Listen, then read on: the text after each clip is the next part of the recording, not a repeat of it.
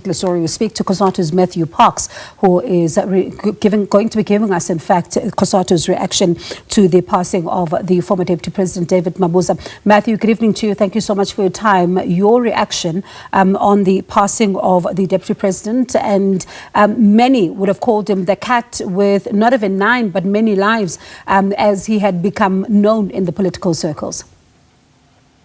Good evening. Thank you for having us. I think, first of all, as COSATU, we must offer our sympathies, our support, our best wishes to the Mabuza family, to his friends, his colleagues, his comrades, his loved ones.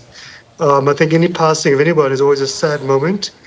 And, you know, Didi Mabuza, the former Deputy President, led a full, a colourful, a long life, albeit dying at a young age of 64. He played his mark in South Africa's liberation history. He was amongst the founding generation of the South African Democratic Teachers Union in Mpumalanga, where he was a teacher, a student activist, a principal. He was one of the first MECs for education in Mpumalanga, if not the first, I believe, if memory serves me right. Obviously a premier. And I think he will also be remembered fondly by history as part of a leadership collective of the ANC, which almost a decade ago set the ANC, the liberation movement, the country, firmly on the path of renewal, after a very dark chapter of state capture and so forth. And I think he'll be remembered as having played his role.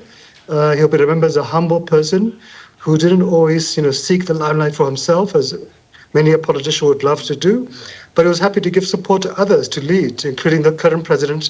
So I think we'll remember him and remember the historic role he played in South Africa in difficult times. And I think we'll remember those with the respect and the historic nature they deserve, especially as we gather on in time. And let's speak about, the fact that, you've alluded to it, leading of COSATU as a chairperson from 1988 to 1991, and talk about that activism that also, led to COSATU as a strong voice when it comes to some of the issues that are facing teachers even today.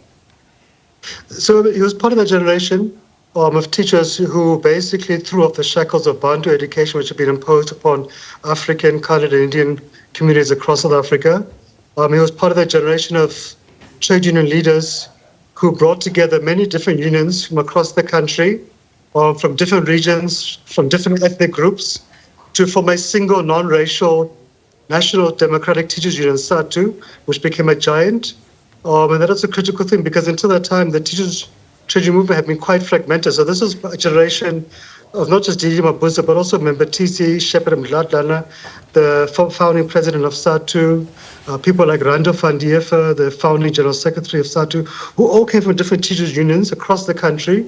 And they came together and they really formed this powerful champion of teachers' rights, champion of education of young learners, especially in our townships, in rural areas like where Didi Mabuza came from, in Mpumalanga.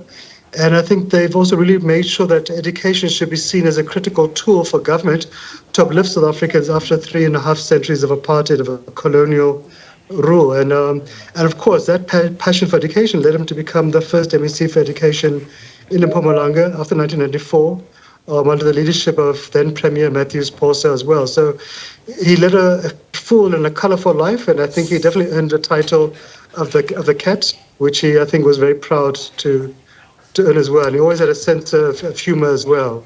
And I suppose, that very name of him being known as the cat was a man who could maneuver and even outmaneuver some of his political opponents, because there would also be, in the lead up to the ANC conferences, where a lot of focus would be on what does he say? What is he going to do? And that could signal, where the province of Mpumalanga would go. And then, speaking of the power that he would then wield over that province, especially as the ANC chair. No, and indeed, ANC politics can become complicated. Democratic politics are noisy, messy. But I think Didi will be remembered as somebody who put the country's interests first and foremost. At both Nasrec conferences of the ANC, historic conferences for the country, for the liberation movement. And he did not seek the limelight for himself per se. He did not campaign for himself to become a president. He was happy to support the current President Cyril Ramaphosa upon his election. And I think he played a critical role in giving support to the president as he took office, and in those very difficult years, to really try to normalize the situation, really try to make sure that not just the ANC was set on a path of renewal, but the state, the nation itself was set on a path of renewal.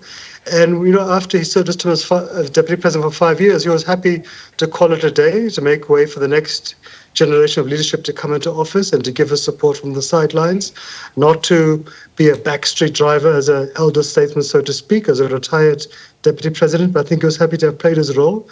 And, having been someone whose parents were small farmers in the then Eastern Transvaal, at the darkest days of apartheid, to rise to become a Deputy President shows you that South Africa is a country of potential. But I think here he was a man who was at the right place at the right time, and he made the right decisions for South Africa, and South Africa is better off for it. Matthew, I appreciate your time this evening. Thank you so much for talking to us. That's COSATU's Matthew Parks, who was weighing in on the passing of former Deputy President David Mabuza.